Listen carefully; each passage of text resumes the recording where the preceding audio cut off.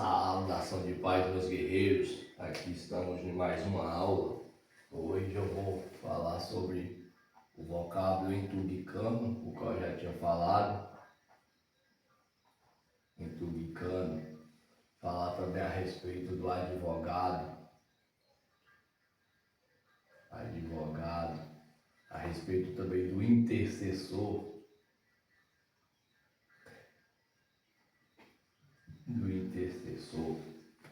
Entendeu? Ambos se encontravam diante do campo jurídico romano. E o entubicano, diante dos vários sentidos que é atribuído essa expressão, eu também venho a falar que esse era o determinado cidadão, né? Seja esse, né? Um cidadão mesmo que é diante de uma autoridade, seja ele um próprio advogado,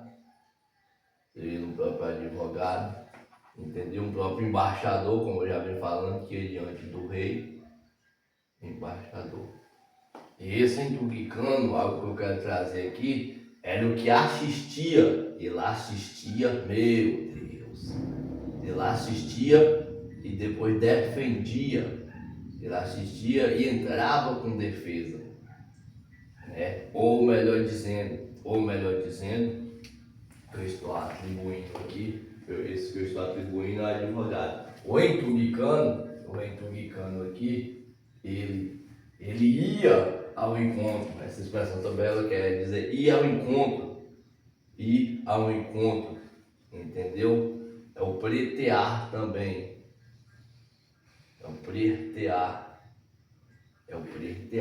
Aí o advogado era o que assistia e o que fazia a defesa também, defendia, né? Deixa eu colocar aqui, ó.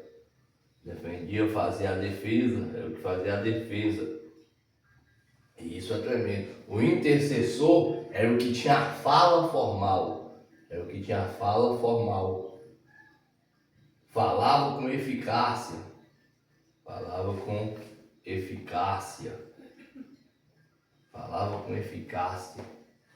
entendeu? Sabia o que estava falando, falava ortogânico, ele não tinha medo no falar, ele sabia o que falar. Agora observa isso aqui, o entubicano é aquele que ia até o encontro, aqui ó, ele ia até o encontro, ele ia para pleitear. Meu Deus, isso aí é tremendo, meus irmãos, ele não tinha que se envergonhar, entendeu? Porque ele ia nesse encontro, ele ia para pleitear, o que é pleitear? Para interceder, ele ia para falar com alguém, entendeu? E essa é o que eu estou mostrando, que é a expressão entubicana, é a expressão que aparece em Romanos 8, tanto no versículo 27, quanto também no próprio versículo 34. Ela aparece para quem? Ela aparece tanto, primeiramente, para o Espírito Santo, segundamente, ela aparece para Jesus, entendeu? No versículo 34. E observa que nós fica tendo dois advogados, eu já falei isso, um que é na terra, e o outro que é no céu,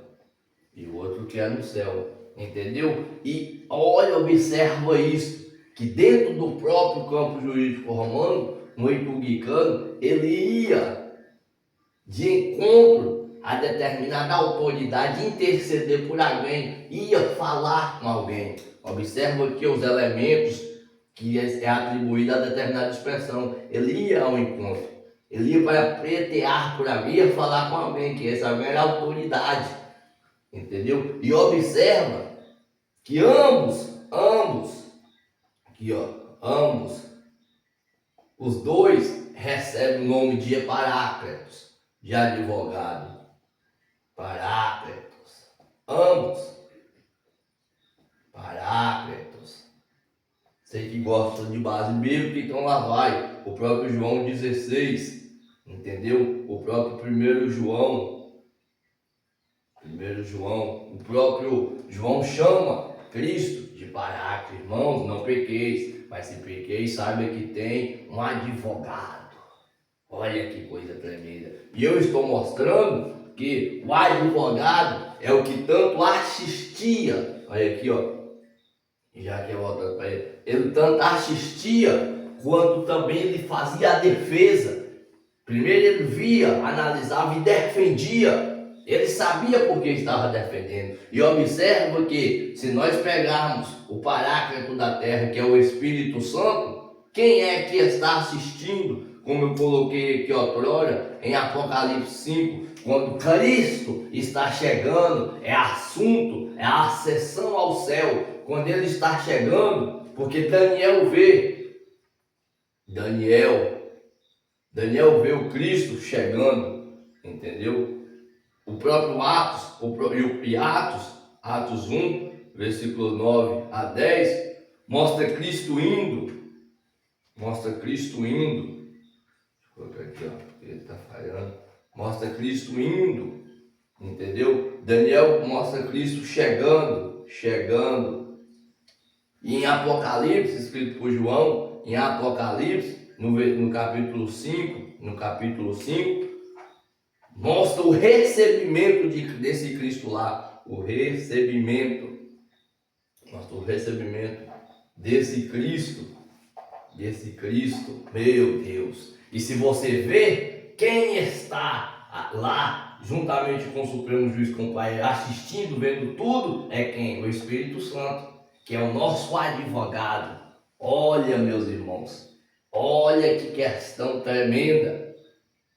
A grande defesa do próprio advogado que assiste e depois defende por nós. Logo também atribuindo o próprio termo paráclitos, advogado para o próprio Cristo, é com mais eficácia ainda, porque Cristo, ele mesmo assistiu de uma tal maneira que foi ele mesmo que fez a determinada obra. Então toda vez que ele intercede, toda vez que ele pleiteia, toda vez que ele fala com o Pai, que ele fala com o Supremo Juiz, o Pai tem a tal certeza, e Cristo, sendo um advogado, tem essa tal certeza também, porque foi ele mesmo que fez a determinada obra. Sendo assim, além de termos 2 advogados, nós temos também 2 intercessores.